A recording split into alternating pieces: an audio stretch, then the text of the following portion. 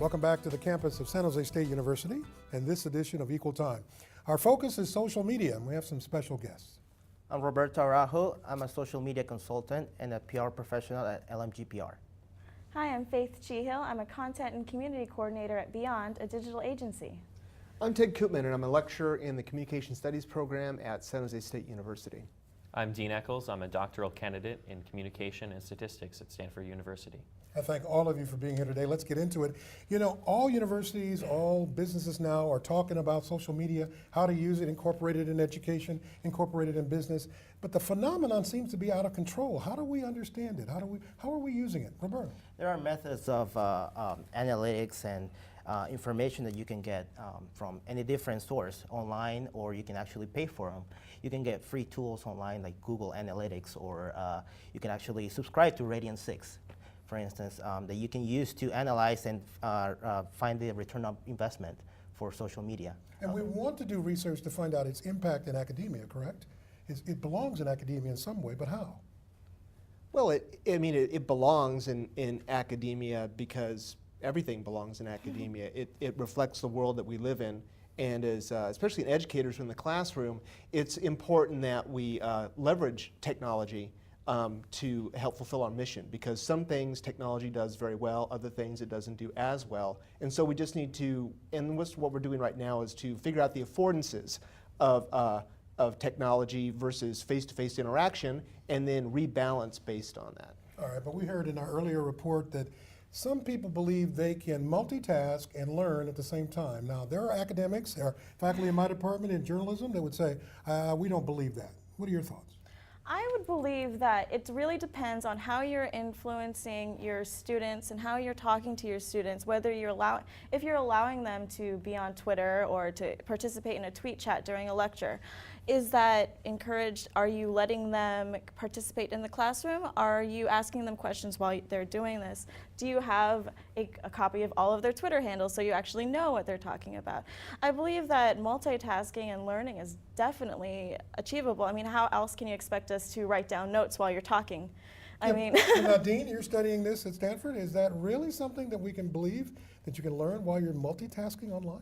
Well, I think there's still a lot of uncertainty about exactly how multitasking works. I mean, in the recent multitasking workshop at Stanford that brought together people who are studying this across a lot of disciplines, there was cases where experience with high technology like video gaming was able to sharpen people's ability to multitask and to complete tasks quickly. On the other hand, a lot of work done by Clifford Nass, who we saw in the video, really suggested the exact opposite. But part of the question is even just what is multitasking? If I'm doing two tasks that are intimately related, like tweeting while I'm in class about the content of the class, is that really multitasking in the same way as somebody who's surfing Facebook or surfing the internet in an unrelated manner? I think it's important to distinguish those two kinds of multitasking. And there's actually a recent study that I've learned from a school in Iowa. There are 11th grade students that actually the teacher decided to put in place some type of new media. They call it a back channel. They use that in order for students, those shy students, to actually communicate, because there's some students that are not outspoken. So what they do, they have all the students their laptops while the class is being, the lectures being going over, and they have also students interacting online with about the same topic. And what this does is makes those shy students actually speak up through social networks rather than speaking out in public. Now, some people might have concerns about that. Our staff had this incredible discussion about this right before we went on the air with this, and we were talking about 5th graders, 6th graders, talking to their teachers about being on Facebook and interacting and all that. Is that the appropriate thing for young people at that age to be on Facebook? Well, appropriate is a value judgment, and I mean, theoretically, you're not supposed to be on Facebook when you're that age, but still, I think something like 70% of 7th graders have social media accounts. I think the problem right now is that we don't know how it works, and we haven't figured out how to live our lives in an online environment. And over time, things should shake out in terms of our ability to go ahead and deal with this. It's just for us, we're kind of caught in the middle where all the rules have changed, especially in the classroom. Everything has kind of changed, and now we have to decide whether we're going to put up a wall and say no, or if we can go ahead and how can we use it to benefit everybody and to be realistic about how much control we really have. But you make a good point, two very good points. Is it too young for that age group? And also, how do we know what they're learning while they're on at that young age? Our staff, again, was talking about how they feel pressure already when they go on Facebook as college students to measure up to what they read from other people, to be doing what they're supposed to be doing, or feeling guilty or depressed if they're not doing it. What about that?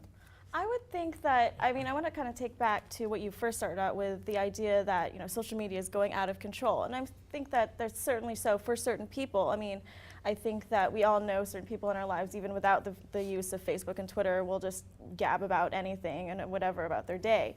However, I think that as younger students and, you know, children in general are learning to navigate the digital atmosphere, I think they're actually learning good skills about what is important to share in your daily lives.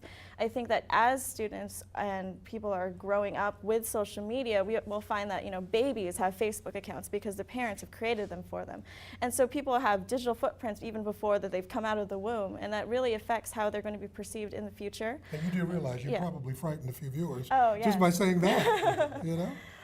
But the idea is that, you know, students and people in general start to learn more about accountability, about what is private and what can be kept private, and how you can use online media effectively instead of just sharing everything as you started learning from a younger age. And Dean, as you continue to study this in college, what about college students who are telling you, as they're telling us, that there's some pressure on them when they use Facebook and they interact?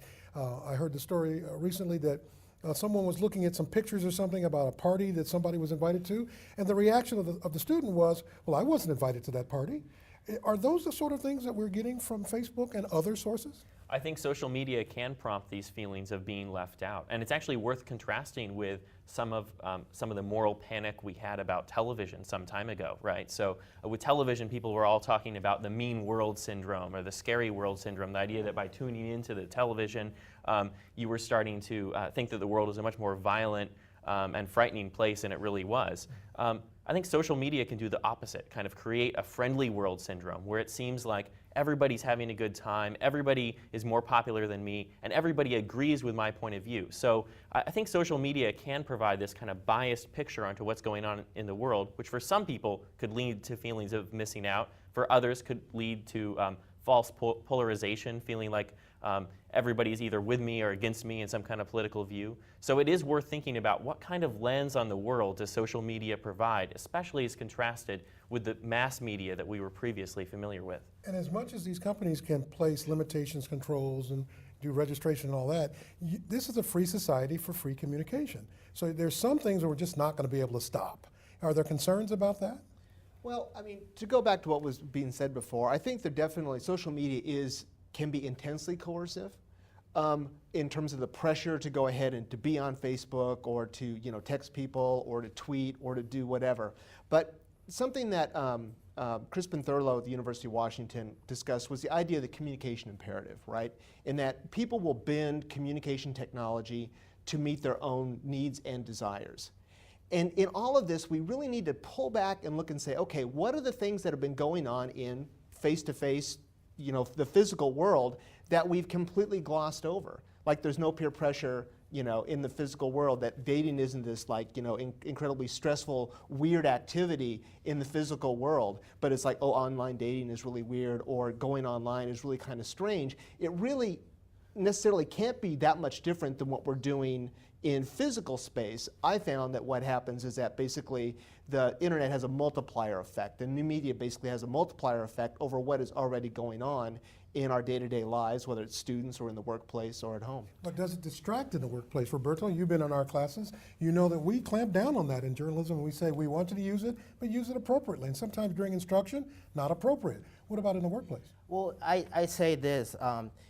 When anything you do in life, you have to limit yourself a limited amount of time to do things. I mean, you can surf online for an hour or 2 hours of your day, and then spend the rest doing your real work. You know, I mean, you can use that to, social media to enhance your work, to look for more information, get feedback from other people, you know, and make conversation, ask questions, and you can actually reach out is broader than just limiting yourself to the physical world. And Faith, I worry about the interpersonal reactions. Maybe I'm old-fashioned. I do have enough gray hair to qualify to be a person in that age group. But I worry about the ability of students to talk to each other. It's great that you can use social media to interact, to date, to go out, make plans. But whatever happened to one-on-one conversation? Well, isn't that important? I think that, you know, that's also kind of leaving out the factor that a lot of people use social media in order to meet meet other people. When you look at successful companies like Meetup, where people, you know, they join a community that they are not necessarily a part of previously, and to meet other people and to talk with them at a constant basis. I think to go on Roberto's part about, you know, using Twitter in the workplace, we definitely at my agency, we encourage it as long as it's appropriate, of course, and, you know, in the appropriate language. But in order to like communicate with other colleagues, to share findings, to share people with other, you know, things that we have found in the industry, I think it's really important to build those social skills through social media. Even if it isn't face-to-face, that doesn't mean that it does not open the door to meeting later in the future. And there's no question that administrators, faculty, we use Blackberries and we use iPhones and we interact with Skype and all of that. But I still wonder, for young people who are still learning how to interact with human beings, trying to get into the business world, trying to get into the academic world, are they hiding too much behind that technology? Well, I think one of the big challenges of social interaction through technology is so many of the cues that we normally rely on, the signals from other people and from situations that tell us what's appropriate to do, what are the norms in this space, are absent online.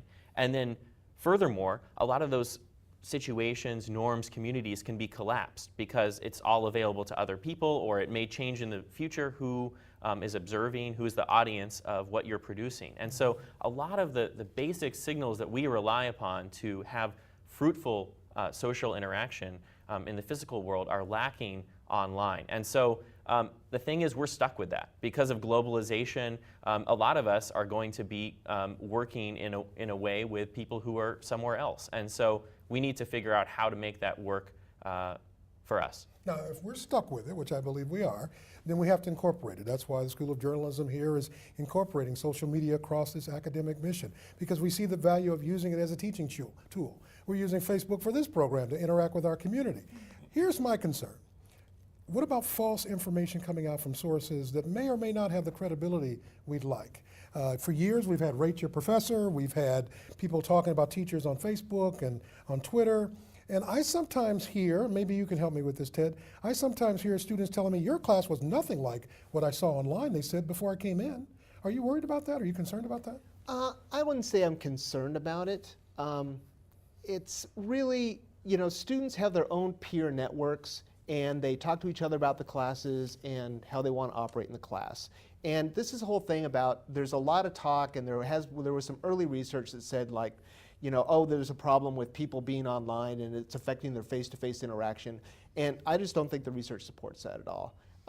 People who have obsessive compulsive behaviors will have them online even more, as well as in physical face-to-face. People primarily use new media to manage their physical friend network and their family, if they have people in other cities, if they were raised maybe in the Central Valley and now they're going to school here, and that's the way they maintain their relationships.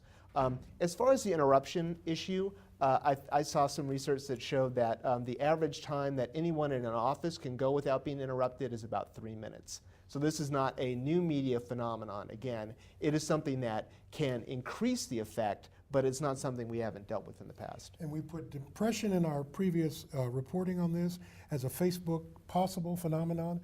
Do young people get depressed when they see so much messaging bombarding them about what they are, what they should be doing, who they should be associating Oh with? yeah, certainly there is depression, and I'm sure there is depression in physical work as well. I mean, if anything, I think social media enhances this generation of these people who actually be depressed. Usually, a lot of times it's because of social problems they may have. Some of them could be, shy or having, social issues. And, social media, what gives them is a new way to communicate, a new way to reach out to people, even people who are like them. Maybe they're different, they're the odd person in where they stand, but they can reach out somebody out there in China and talk to them, and somebody just like them, and then that will prevent their suicide or their depression. Equal Time has done a focus on bullying, cyberbullying, and that's one of the concerns. The more students and individuals get involved very quickly, do you think that could be a concern in the future? I'm sure that cyberbullying is, it's a very real issue and it happens, and as well as regular bullying in the real life, it happens. But at the same time, you see initiatives where people combat that in a positive way. When you look at campaigns like It Gets Better, when people were using social media in order to encourage young gay people to be proud of themselves and to know that, the life that they're living isn't going to be the only life that they're living. And I think that, when you look at anything in a way that, there's only one side of it, it's a little silly. It's a little closed-minded, and we have to remain open-minded. You've been wonderful. Thank you for being here today. Facebook, we're there. How about you join us there sometime? And of course, join us again for another edition of Equal Time.